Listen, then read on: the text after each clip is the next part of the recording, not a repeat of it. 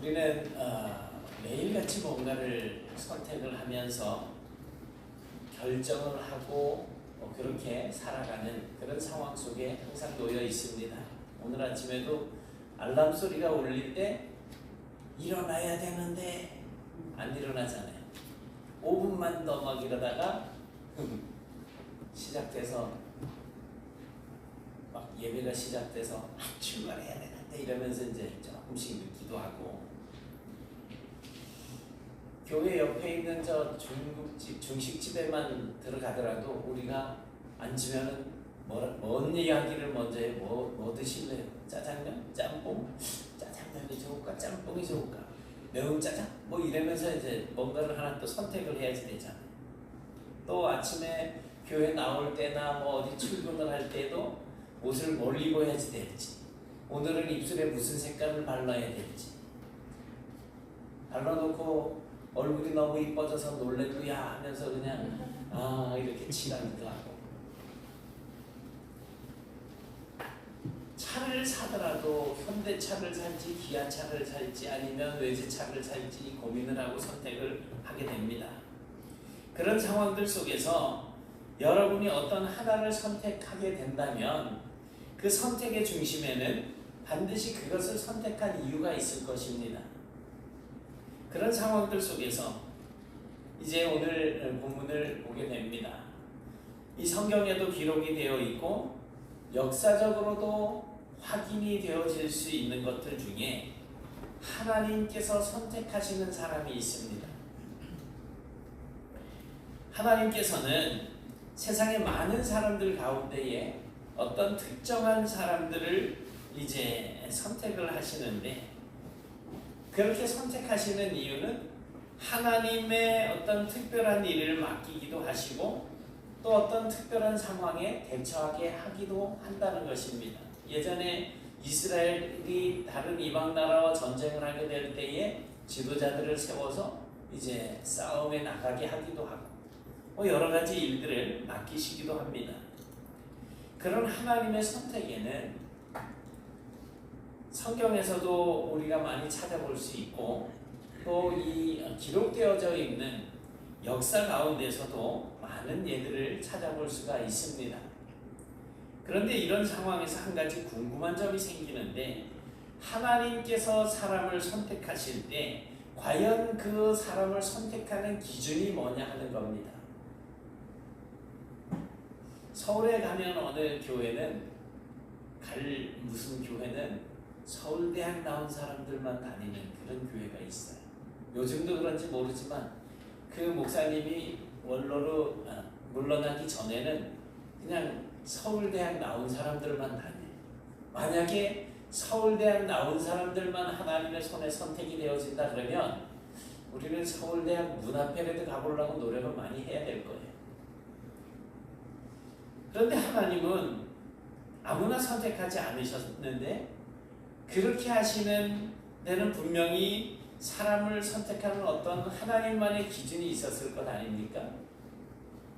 그렇다면 과연 사람을 선택하시는 하나님의 기준은 과연 뭘까? 가만히 생각해 보면 하나님께서 사람을 선택하실 때는 흔히 사람들이 생각하는 세상적인 기준처럼 머리가 뛰어나거나 또는 어떤 재능이 뛰어난 사람을 선택하는 것은 아닌 것 같습니다. 오늘 본문에 나타나고 있는 베드로는 이제 베드로전서, 베드로후서를 베드로가 이제 기록을 했는데, 학자들에 의하면 초등학문 정도의 수준의 이 어휘력을 구사를 한다는 거예요. 그렇다면 베드로는 많이 배운 사람이 아니라는 거죠. 하나님께서 사람들을 선택하시는 이유는 뭘까요? 하나님께서 세우신 어떤 목적을 이루시기 위함입니다. 그런데 그렇게 선택받은 사람들은 누가 봐도 보잘것없어 보이는 그런 사람들이었는데, 하나님께서는 그 사람들을, 그 보잘것없어 보이는 그러한 사람들을 들어서 하나님의 능력을 그 사람을 통해서 나타내셨다는 것입니다. 그렇다고 해서 하나님께서 그냥 아무나 막 세우시지는 않았다는 거예요. 노아는 하나님과 동행한 그 시대의 당대의 완전한 자라고 칭함을 받던 사람인데 그만큼 그는 하나님을 의지하는 사람이었다는 것입니다. 항상 하나님과 동행했다고 이야기하고 있고요. 아브라함도 하나님의 말씀이라고 하면 그 말씀이 무엇이든지 간에 즉시 순종할 수 있는 준비가 되어 있던 사람이었습니다. 이 노아나 아브라함의 두 사람의 경우만 생각을 해보더라도 하나님께서는 어떤 사람을 선택하셨을까요? 하나님을 향하여서 열정을 가지고 있는 사람, 그 사람이 어떤 소질을 또 가지고 있는지를 보면서 선택을 하셨다는 거예요.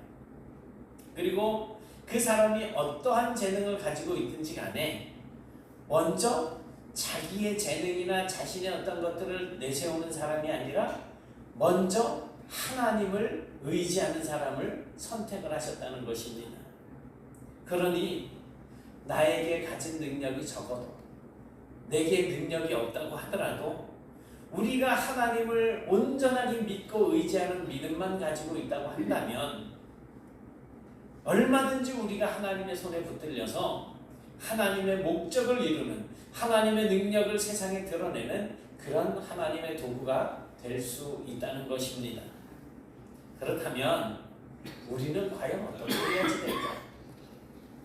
오늘 본문을 보니까 예수님께서 베드로를 제자로 선택하시는 이 과정이 나타나고 있습니다. 베드로도 그렇게 아주 특별하게 뛰어난 인물은 아니었습니다. 그럼에도 불구하고 예수님께서 그를 제자로 선택하셨다면 그 이유가 뭘까요?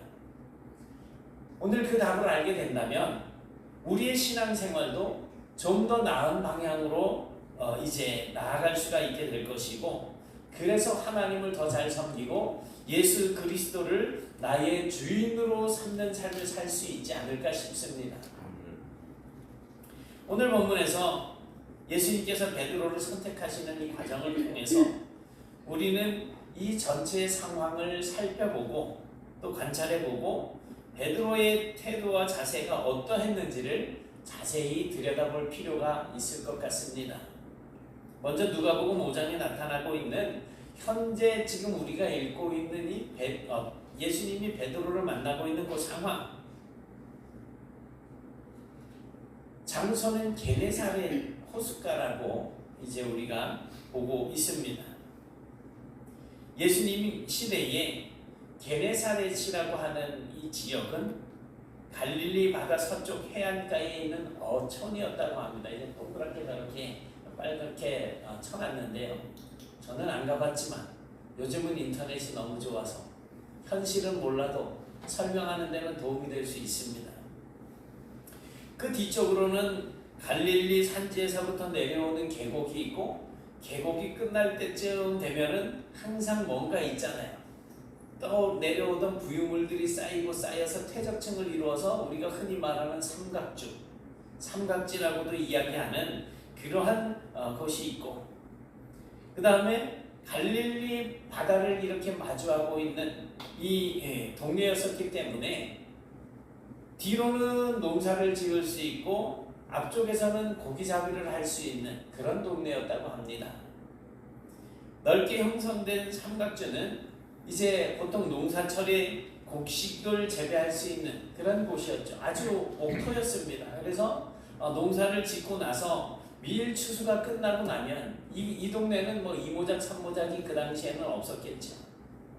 그래서 그 자리에 밀 추수가 끝나고 나면 넓은 공터가 조성이 되어 있기 때문에 이곳에 많은 사람들이 모여 들 수가 있는 그런 장소라는 것입니다. 그래서 본문에서 보시는 것처럼 많은 사람들, 즉 무리가 몰려와서 예수님을 통해서 하나님의 말씀을 들으려고 했을 때 이 게네사렛이라고 하는 동네만큼 좋은 장소가 또 없었을 것 같습니다. 이 3절을 보면 사람이 얼마나 많이 모였는지 예수님께서 그 사람들에게 설교하기 위해서는 밀려오는 사람들이 감당이 되지 못해서 배를 타고 육지에서 조금 떨어져야 할 필요성을 느꼈습니다. 예수님께서 하는 그 말씀을 듣기 위해 가까이 나오는 사람들을 이제 좀 떼어놓을 수 있는 가장 좋은 방법은 바로 배를 타고 뭇에서 떨어지는 거였죠. 이렇게 예수님께서 오르신 배는 바로 시몬이라고 하는 사람의 배였습니다.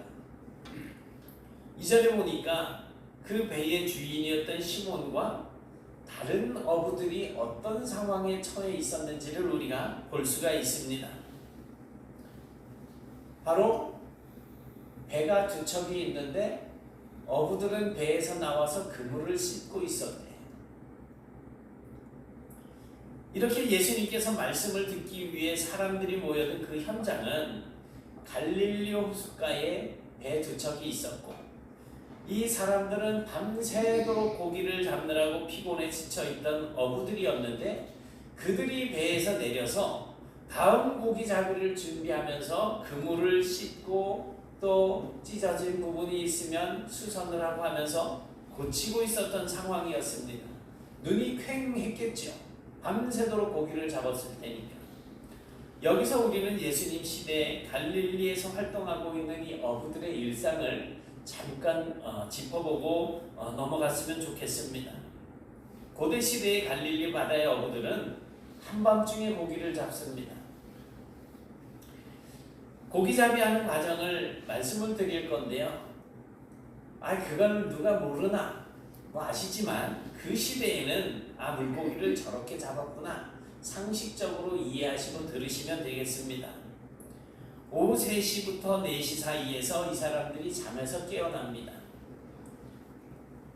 그리고 밖에 나가서 손질해서 그늘이 있는 담장에 널어두었던 그물을 거두어서 잘 개어서 배에다가 싣습니다.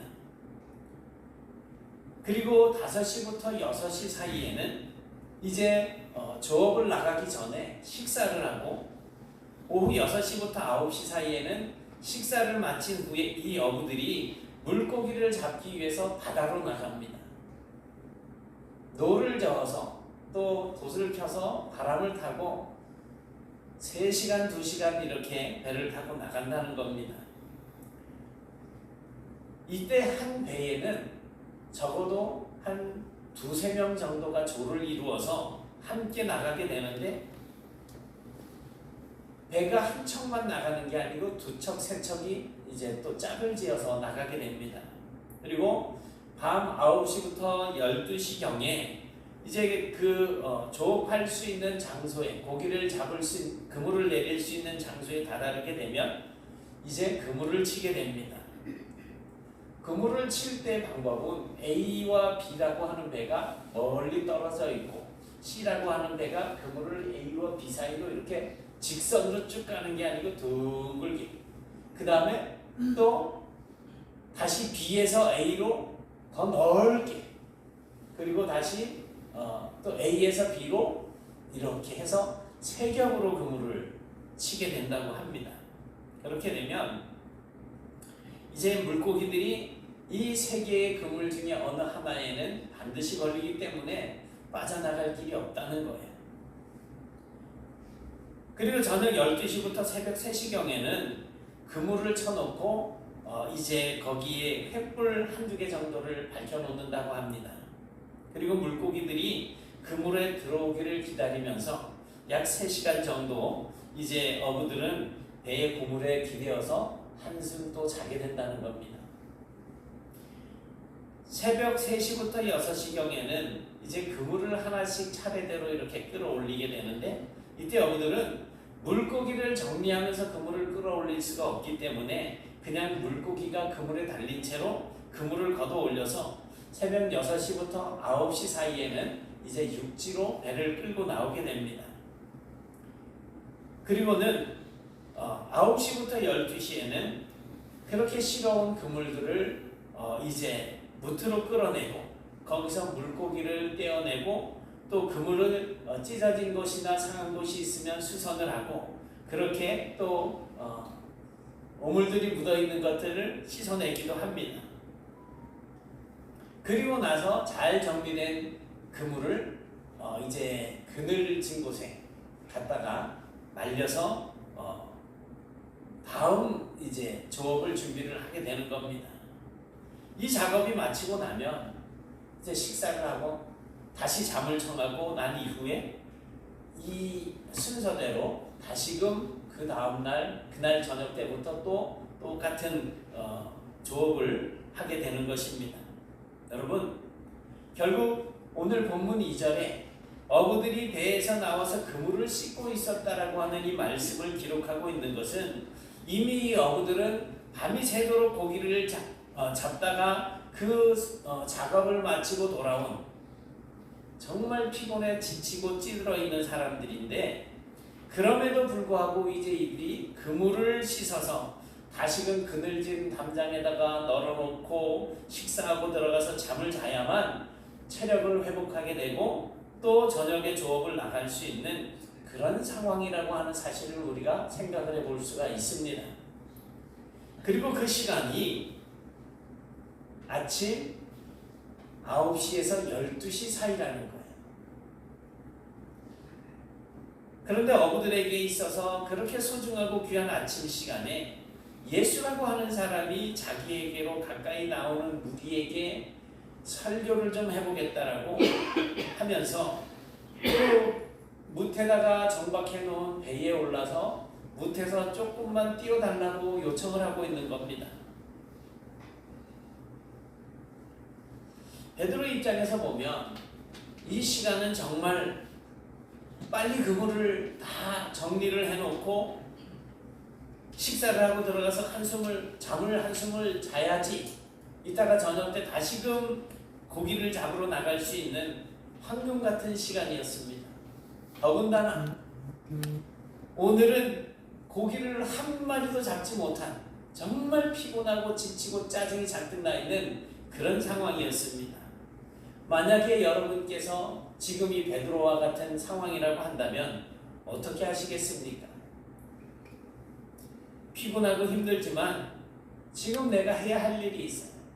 당장 그물을 수선해야지 되고 또 담장에 널어야지 되고 식사도 해야 하고 잠도 자야지 되고 이따가 다시 저녁 때 나가서 물고기를 잡아야지 되는데, 이런 형편에 여러분들 앞에 이런 일이 닥쳐온다고 한다면 어떻게 하시겠습니까? 1시간, 2시간, 3시간 점점 시간이 흘러갈 때 베드로의 머릿속은 지금 자기가 해야 할 일과 그리고 앞으로 해야 할 일들이 막 복잡하게 스쳐 지나갈 것입니다. 그래서 지금 설교에 열중하고 있는 이 예수라고 하는 사람에게 정중하게 부탁해 하지 않겠습니까? 저 선생님 죄송하지만 제가 좀 이따가 좀 잠 좀 자고 이따가 저녁 때 다시 배를 몰고 나가서 고기를 잡아야지 되겠는데 좀 어떻게 안 되겠습니까? 뭐 이렇게 하지 않겠어요? 좀 배에서 내려주십시오 라고 이야기를 해야 될 것 같은 상황입니다.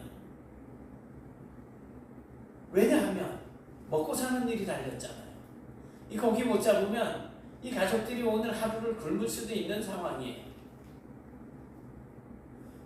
지금 베드로 입장에서, 우리 입장에서 이것보다 더 중요한 일이 뭐가 있겠어요?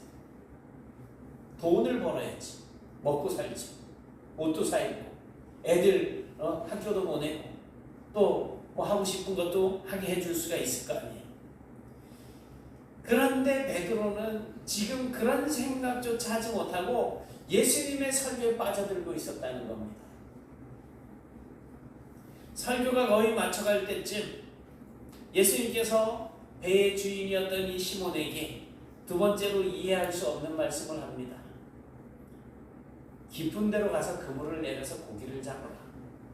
자, 깊은 데면 또 2-3시간 배를 노를 저어서 나가라는 소리 아니에요.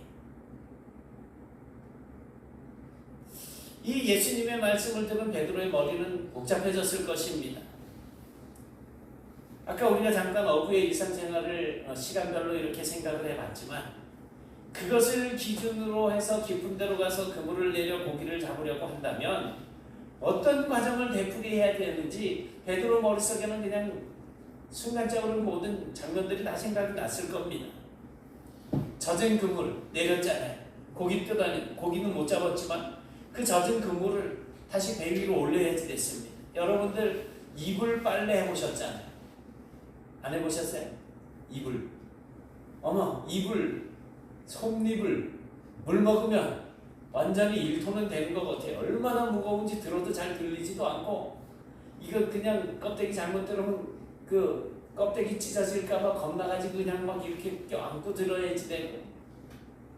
이때 당시에 그물은 요즘처럼 나일론으로 된 좋은 그물이 아니고 섬유질로 되어 있어서 물 먹으면 그냥 솜이나 뭐 별반 다를 게 없는 거예요. 그런 그물을 배 위로 다시 끌어올려야지 된다는 거예요. 그리고 한번 갔다 나오면 말려야지 되는 그 그물인데 말리지도 못한 그물을,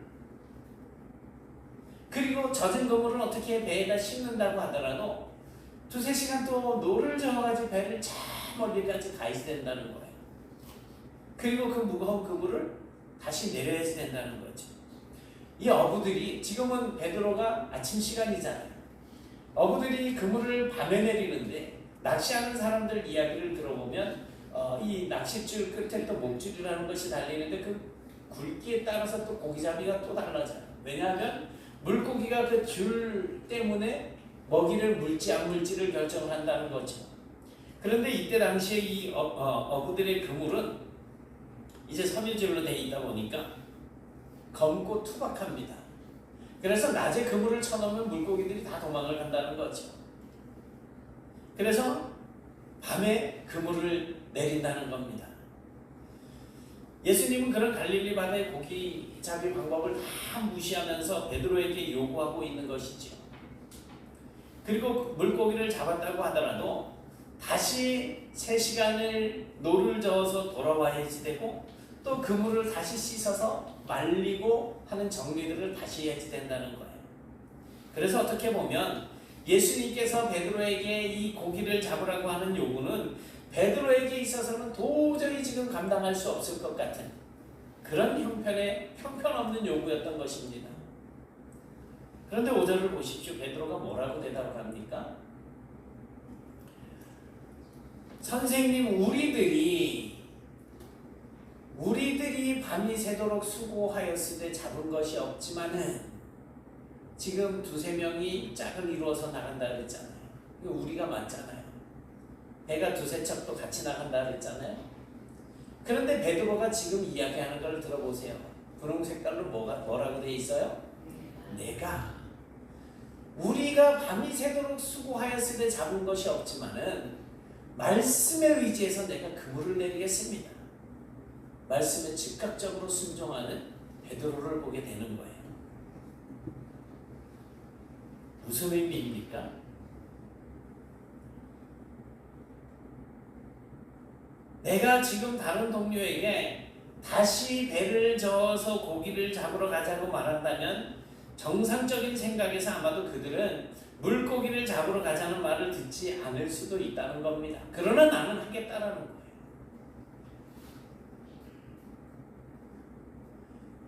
보통 생각은 아유 됐어, 피곤해 죽겠는데 이따가 저녁 때 다시 나가면 되잖아 라고 하지 않겠습니까? 그게 보통 정상적인 생각입니다. 하지만 내 동료들이 다 가지 않는다고 하더라도 나는 말씀에 순종해서 가서 내가 그물을 내리겠습니다라고 즉각적으로 반응을 보이고 있는 겁니다. 그래서 뒤쪽에서는 우리가 아니라 내가 그물을 내리겠다라고 이렇게 말을 맺고 있는 것을 봅니다. 이런 전체적인 상황에 비추어 보았을 때 베드로는 예수님이 말씀하시는 것에 전적으로 순종할 준비가 되어 있는 사람이었습니다. 비록 예수님의 요구가 자기의 경험이나 자기의 어떤 지식적인 모든 것들을 동원하더라도 정말 순종할 수 없는 그러한 조건들로 가득 차 있음에도 불구하고 베드로는 완벽하게 순종을 실행하게 됩니다. 그리고 베드로는 정말 배를 저어서 깊은 곳으로 가서 다시 그물을 내립니다. 그런데 보세요. 6절에 보니까 뭐라고 돼 있어요? 그렇게 하니. 베드로가 진짜 깊은 곳으로 가서 그물을 내렸더니 어떤 일이 생기고 있습니까? 그물이 찢어질 만큼 많은 고기가 잡혔다는 겁니다. 이렇게 베드로가 물고기를 2배 가득 채울 정도로 잡았을 때 알게 된 것이 있었어요. 뭘 알았습니까? 자신에게 말씀하셨던 예수가 일반적인 인물이 아니라고 하는 사실을 발견을 하게 된 겁니다. 그래서 베드로는 당장 예수님의 발 아래 엎드려서 무릎을 꿇고 이렇게 고백을 합니다. 주여, 나를 떠나소서. 나는 죄인이로소이다. 이 고백은 누가 누구에게 하는 고백일까요? 하나님의 백성들이 전능하신 하나님 앞에 하는 고백이에요. 사람이 사람 앞에 죄인입니다라고 이야기할 수도 있겠지만, 나를 떠나서서 나는 죄인입니다라고 하는 이 고백 자체는 뭐냐면, 나는 죄인이기 때문에 하나님 앞에 살아있을 수 없습니다라는 거예요. 전능하신 하나님을 만나 뵙게 된다면 나는 죽는다라는 고백 아니겠습니까? 나는 죄인이니 떠나주십시오라는 거예요. 그런데 베드로의 이 고백이 있었을 때 예수님께서는 이렇게 대답을 하십니다. 무서워하지 말아라. 이제 후로는 네가 사람을 취하리라. 예수님께서 지금 베드로를 선택하시는 순간입니다. 어떤 사람을 선택하셨습니까? 하나님의 말씀에 귀를 기울이고 그 말씀을 듣고 즉각적으로 순종하는, 그리고 자신이 어떤 사람인지 하나님 앞에 고백할 수 있는 그런 사람이 하나님의 손에 붙들려서 쓰임을 받게 된다는 것입니다. 이제부터는 물고기를 잡는 사람이 아니라 사람을 취하는 어부가 되게 하겠다라고 하는 예수님의 선택이었던 것입니다. 전체적인 과정을 보았을 때 예수님께서 베드로를 선택하시는 것은 베드로의 지혜나 베드로의 어떤 부나 베드로가 가지고 있는 어떤 영향력이나 학력이나 그가 가지고 있는 배경, 그런 것들은 아니었다라는 거예요. 본문을 통해서 예수님께서 베드로를 선택하실 수 있었던 단 한 가지는 바로 베드로의 전적인 순종적인 자세였다는 것입니다. 그런데 그 절대적인 순종의 자세를 보신 예수님은 베드로를 이제부터는 하나님 나라의 백성들을 취하는 사람을 낚는 어부가 되게 하시겠다는 것이었습니다. 사랑하는 여러분, 여러분이 예수님께서 베드로를 선택하시는 그 기준에 대해서 어떻게 생각하십니까? 만약 예수님께서 저와 여러분에게 무엇인가를 요구하고 순종을 요구하신다면 저와 여러분은 베드로와 같은 그러한 순종을 하실 수 있으십니까? 과연 하나님은 저와 여러분을 베드로처럼 사람을 낚는 어부로 삼으셔서 하나님의 나라를 확장하려고 하실까요? 사랑하는 여러분, 하나님께서 저와 여러분을 선택하실 수 있는 단 한 가지 조건이라고 한다면 그것은 바로 완벽한 순종일 것입니다. 마치 베드로가 예수님의 요청을 들었을 때 여러 가지 핑계를 대면서 거절할 수 있는 조건들이 많이 있었음에도 불구하고 예수님의 말씀을 듣고 그 말씀에 전적으로 순종했던 것처럼 말입니다. 예수님은 그렇게 전적으로 순종하는 베드로를 불러서 이제는 물고기를 잡는 삶에서 벗어나서 사람을 하나님께로 인도하는 위대한 하나님의 일꾼, 예수님의 제자로 탈바꿈시켜 놓으신 것입니다. 저와 여러분도 하나님의 말씀에, 예수 그리스도의 말씀에 그렇게 전적으로 순종하심으로 우리도 이 세상을 살면서 주님의 손에 이미 선택을 받으셨잖아요. 기왕의 선택을 받은 그런 하나님의 백성으로 인정을 받았다면 이제는 많은 사람들을 하나님의 나라로 인도해드리는 그런 성도들이 되실 수 있기를 주님의 이름으로 축원합니다.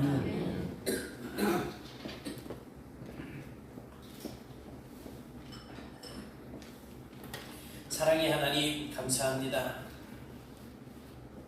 예수님께서 베드로를 선택하실 때 베드로가 가지고 있는 어떤 능력이나 어떤 재물이나 어떤 배경이 아닌 주님의 말씀을 듣고 그 말씀을 의지하여서 순종하며 자신이 하나님 앞에 어떠한 존재인지를 깨닫게 되었을 때 그를 선택하셔서 이제 하나님 나라의 백성들을 모으는 귀한 일꾼으로 세우신 것을 저희들이 봅니다.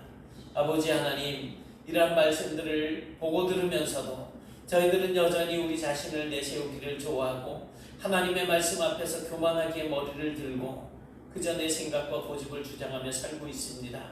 이제 하나님, 이 말씀 앞에서 우리 자신들을 돌아보게 하시고 우리가 하나님 앞에서 얼마나 죄인이고 얼마나 부족하고 얼마나 형편없는 존재였는지를 생각하게 하시고 주님의 말씀 앞에 우리의 귀를 열어서 그 말씀을 받아들이게 하시고 이제 말씀 앞에 순종하여서 주님의 마음이 흡족하게 하는 하나님께 영광을 돌리며 살아갈 수 있는 저희들이 되게 하여 주옵소서. 저희들을 불러 세워주신 하나님의 뜻을 그저 허투루 땅에 던져버리는 것이 아니고 이제 이 귀한 사명들을 마음에 담고 충성을 다해서 주의 영광을 위해 하나님의 목적을 이루기 위해서 쓰임받는 저희들이 될 수 있도록 저희들을 붙잡아 주시고 동행하여 주시고 인도하여 주옵소서. 예수님 이름으로 기도드리옵나이다.